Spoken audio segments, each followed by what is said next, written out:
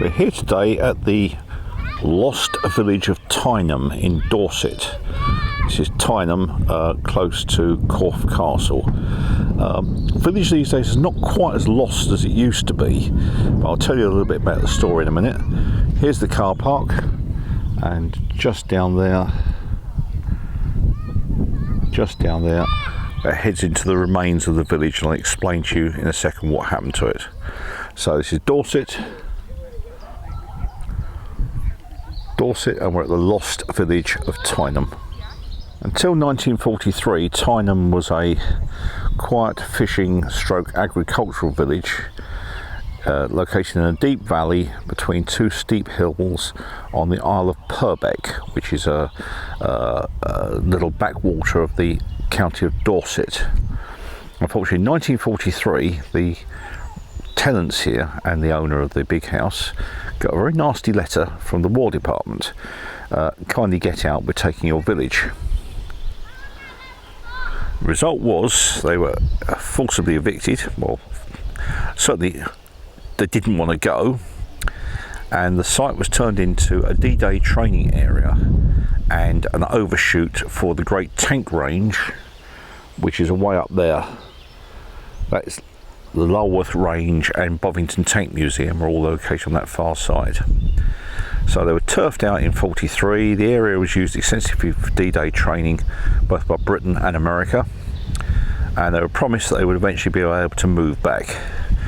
Well, 1947-48, nothing had been happening, and the residents, not unreasonably, started petitioning the government and were told in no uncertain terms they weren't allowed back. We're keeping the village. The landlord and landowner was promptly paid off. Some of the fields had been rented out to a sheep farmer, but the residents were not allowed back, so Tyneham effectively died. As a result, I refer to this as Tyneham, the village that died for D-Day. The residents petitioned for increased access to the village, and indeed for the return of the village, and by the 1970s the army was starting to get a bit more reasonable. As a result, some of the buildings' ruins have been stabilised, and visiting is allowed here about 136 days of the year. There are other villages that have suffered the same. There's one in Norfolk where you can only visit it one day a year, and Imber Range, or Imber Village on Imber Range in Wiltshire, they've got similar restrictions. You can visit a week or two in the year when they're not shooting. Today the red flag is down, which means the range is not shooting, and we are allowed into Tyneham village. When I first came here in the mid-2000s, many more of the buildings were open than they are now. They've had to fence several of them off for safety reasons. This is a rare example of an early British telephone box before the classic one that you see built later, but I discovered only today this is in fact a copy. The original one got destroyed during filming here in 1985, so not as original as I thought it was. Turning around, this is one of the few blocks we can now have access to, and what the army have done is, or what possibly the Family History Society have done, is they put up diagnostic boards in each of the cottages here, telling you which family lived here and some of their stories. But of course all these stories ended in 1943 when they were taken out, removed and scattered elsewhere.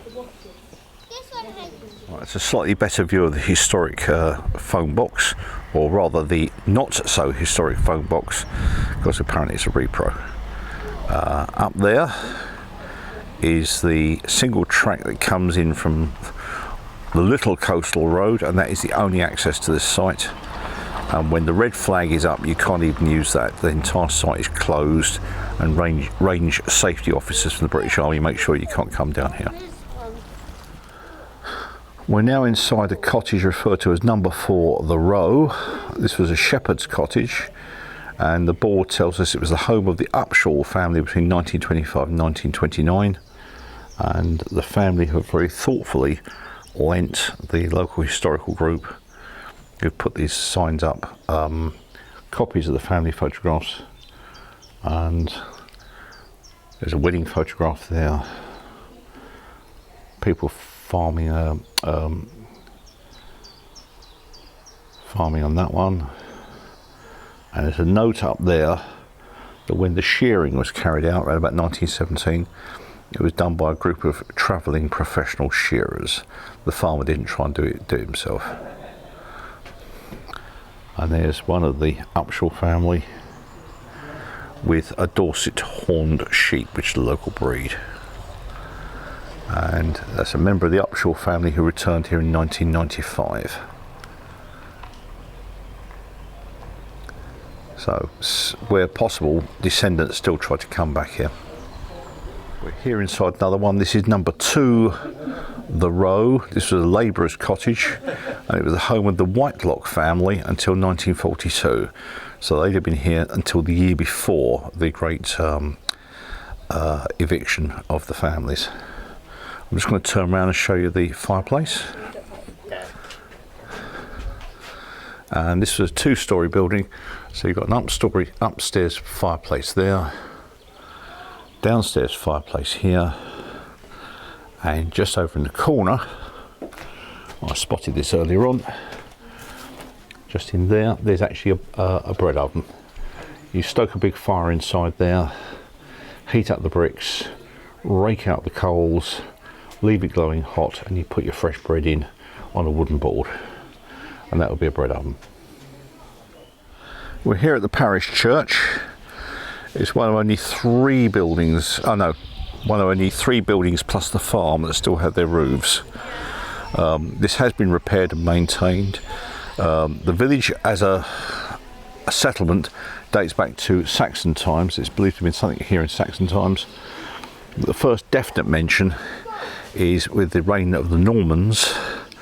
A village with a very similar spelling was held by Norman lord. Over there we have the church. If I pan round to here, we have the one-room schoolhouse. Sort of thing you might typically find in America, but in fact it's a very British thing. Small villages had a small schoolhouse. I'll also draw your attention to the roofing material there. That is in fact split limestone. It isn't slate, it isn't tile. The local limestone, of which we have a lot round here, splits into wonderful sheets. It's thick, but it can be used as a roofing material. Modelers, please take note. So this is the one-room schoolhouse at Tyneham, Dorset. Another view of the church. I'm about to take you inside. There's a war memorial and a lot more information about the villagers, but there's a particular war memorial I'd like to draw your attention to because it's rather ironic under the circumstances. Right, we're here in the chancel end. There's a lovely image of the Virgin Mary there. There's the altar piece, altar and altar cloth there. I'm now going to pan you round to the war memorial here. These are people who died in the First World War fighting for Britain. Names are Bolson, Cleal, Holland, looks like brothers. Yeah, it does look like brothers. Meach and Taylor. But I'll now draw your attention to what it says beneath. All men must die. It is only given to the few to die for their country. And it's based on that quote that I, in my Flickr profile, refer to this as the village that died for D-Day. They lost their men in World War I, they lost their village in World War II. So this is Tyneham, County of Dorset, the village that died for D-Day. Indication of how old Tyneham is this memorial here, which records a burial here in 1589. That's the reign of Queen Elizabeth I, and also members of his family, plus further people buried here in 1636 and again in 1641. So we're talking about the local landed gentry using this as a burial place in the 16th and 17th centuries. When I first came here in the mid-2000s, many of the buildings were open. 2005, 2006. Unfortunately now, many of them have now been closed off, I think because of maintenance issues. This is the former rectory, but there remains constant warnings, don't go in the fenced off buildings because. Now let's move over to here. And something I've missed before. Right, I've gone for a close-up here. If you look very carefully on that front wall, there are several bullet holes. Ignore the white, that's lichen growth, but in amongst that there's some black pittings, and they are definitely bullet holes. I've had a good look at them through a pair of binoculars. So some indication the front this building got hit by a rifle or machine gun fire at some stage. Although the site is quite safe, providing you stay within the village perimeter, there are constant reminders all the way around we are on a live firing range. So basically stay this side of the fence. Moving further down the Tyneham site, we're now actually in the farm. This is the barn that we're in at the moment. Apparently Tyneham Hall hosted a theatre or theatrical events between 1899 and 1914, and now the barn is used for minor theatricals here as well. And that is Tyneham Hall as it would have looked before wartime demolitions. Turning around, we have agricultural machinery there, agricultural tools here, and a very large hay wagon with other handheld tools and equipment, pretty much as this would have been prior to 1943. Remember, most transport in Britain on farms etc. was still pretty much horse-drawn. Right, this black barn structure was removed from a nearby farm and brought down here for preservation. If you look beneath, it stands on these uniquely British Staddle stones, not saddle, Staddle, there's a T in it.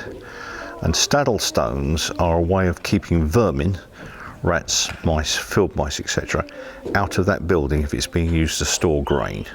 Because there's no way a rat, a mouse, or anything else can climb up that slope, get past that crown, and therefore get into the building and spoil the crop. So this is a Staddle stone supporting a large barn-like structure, typical of any British farm up to at least 1914. Long shot, black barn. Right, coming back to the military theme, we're here again at Tynem village. Ahead of us we have a selection of projectiles, mostly HESH, high explosive squash head rounds, that have been found during excavation around the site to tidy it up. Obviously any live rounds would have been defused, but they actually got the words high explosive squash head practice round written up the side of several of them. But above you can see ones that definitely weren't practice. Those ones have exploded. For those who are not in the know, HESH, high explosive squash head, is a plastic explosive projectile. It poultices out against the armour plate, detonates and sends a shock wave through, and due to a complicated set of procedures, the spall or a flake of the armour comes off inside about 15,000 comes off about 15,000 feet per second, 20,000 feet per second, and proceeds to bounce around inside the tank, chewing the crew up. HESH, a really good way to spoil your day. Here's some more close-ups of the exploded HESH rounds. Bit of a description down there of what HESH is. I will zero it in, hold it for a second, and you can freeze frame it on YouTube if you wish. Then proceeding up there, more burst HESH rounds there, and beneath we have practice rounds. Nice little close-up. That is a spent 75mm armour piercing round. I think it's been set in concrete for display purposes, It says probably fired from a US Sherman tank during D-Day practice. Further along we have other burst rounds here, and that, unless I miss my guess, is a 2-pounder AP solid shot, and there's another AP solid shot over there. There's a whole variety of bits and pieces. Oh, and look what we got here. For fans of the modern tanks, these are sabot petals, 3 sabot petals, probably fired by a chieftain, or more probably even a challenger, from its 120mm gun. The petals hold a long rod of tungsten or now depleted uranium in place. As it flies out the muzzle, the 3 petals peel away, and if you happen to be a poor infantryman in front in a slit trench, don't get one of those at the back of the head, they hurt.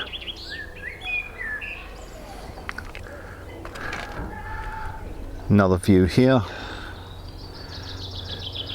That's the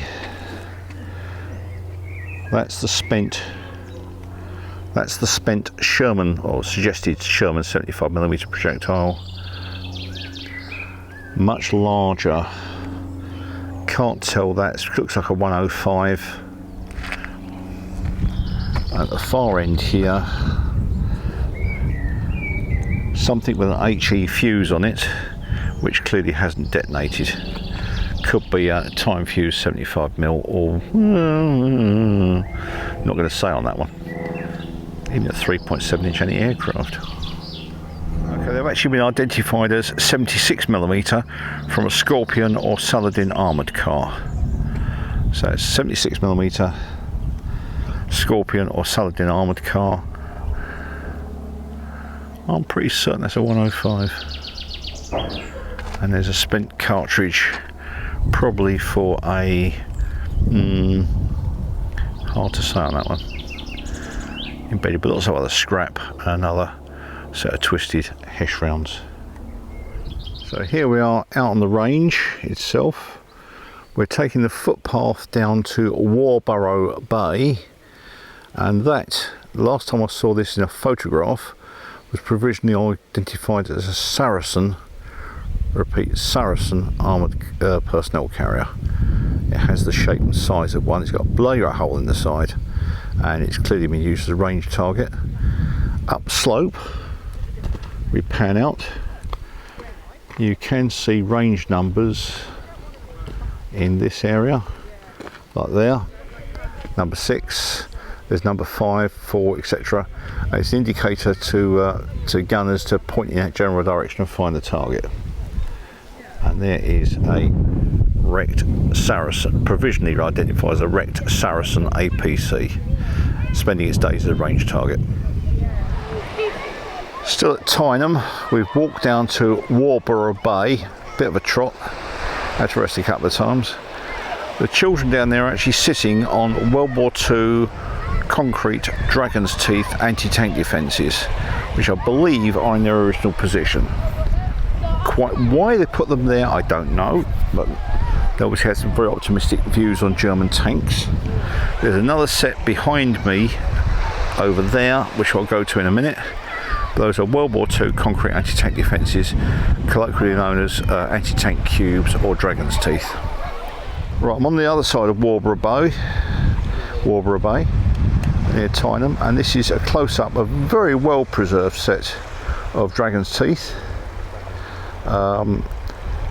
Indications on the side are that they were put up in more than one phase, and in fact if we go in on, I think, that one, you can actually see that they clearly didn't make it tall enough the first time, and an extra layer has been slapped on there, and an extra cap's been put on later. These aren't all one cast, and in fact if I now do a jump cut here, this one seems to have gone up in several layers. There's one there, another one there, and the final cap has gone on later, and you can see it hasn't even melded to the first bit of concrete. So it looks like 3 different pours have been done there. possibly because the first one was judged to be too short. So these are Dragon's Tooth anti-tank obstacles, Warborough Bay near Tyneham, stretching all the way up to there.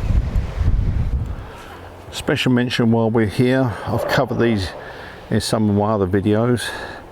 That is an Allen Williams turret. This is the Warborough Bay Allen Williams turret, and it's put in overlooking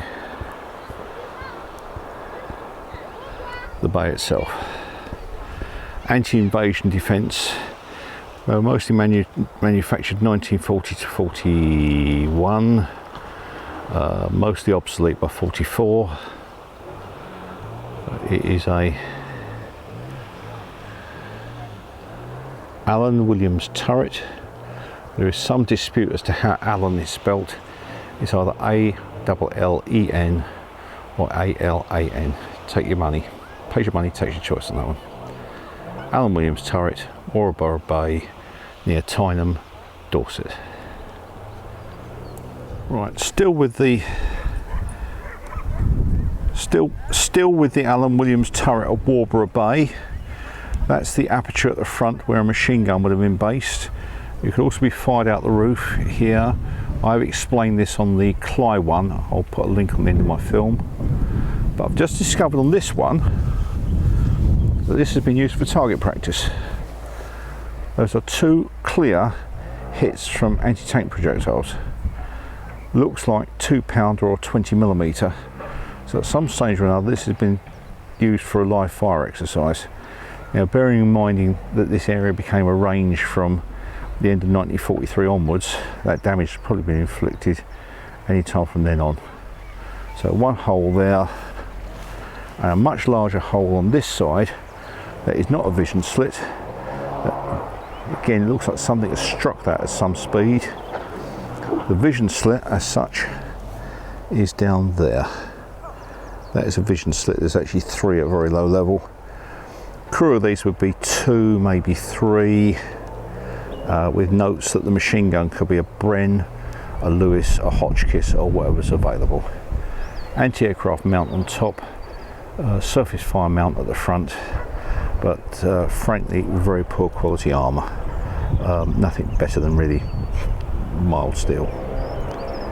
So this is Allen Williams turret overlooking the beach at Warborough Bay, 1940 anti-tank defence, apparently used as a target sometime after 1944. Right, I attempted filming this on the way up, had a bad angle on it. I'm now confirming that it's definitely a Saracen. What I will try and do after this is put up some of my stills. Here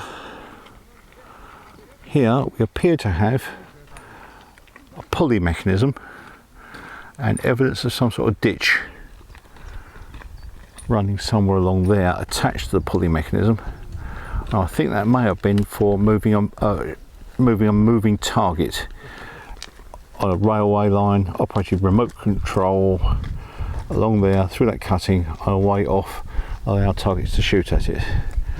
And over here may have been the control point, effectively a hardened bunker. It's got a door just in behind there, and I think that's where the pulley was operated from, possibly World War II or just after. So off in the distance there, off in the distance over there, difficult to focus at this distance, that is your Saracen.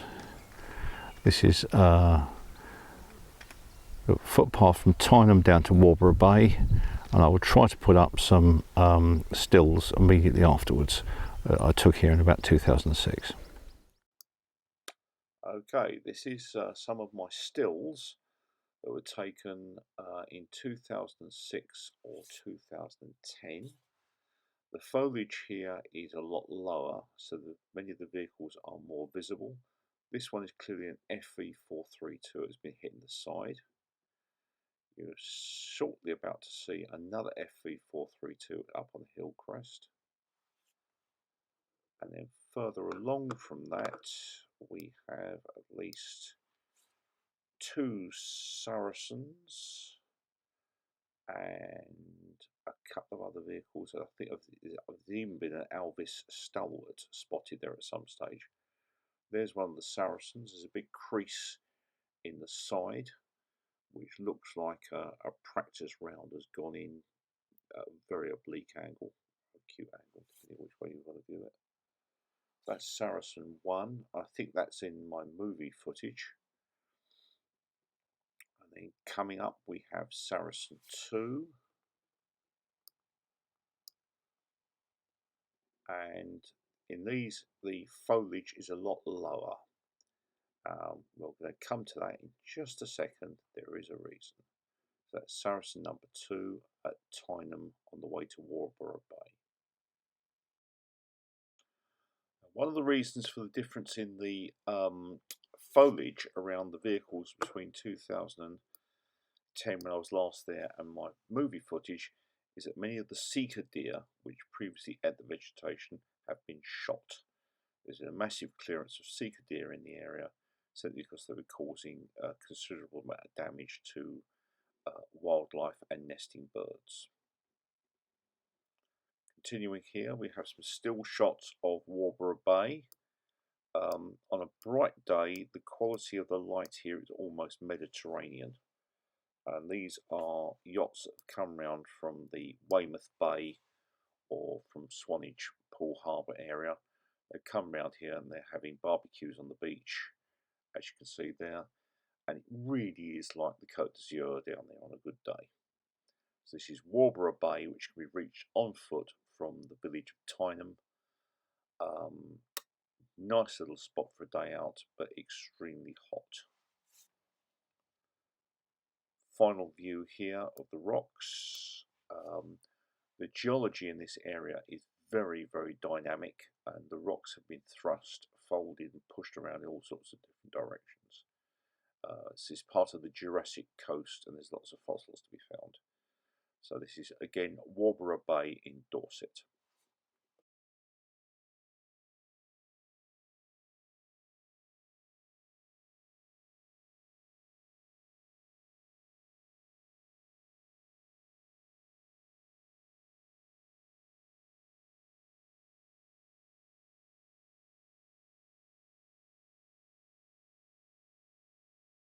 I'm going to finish on some views of the village.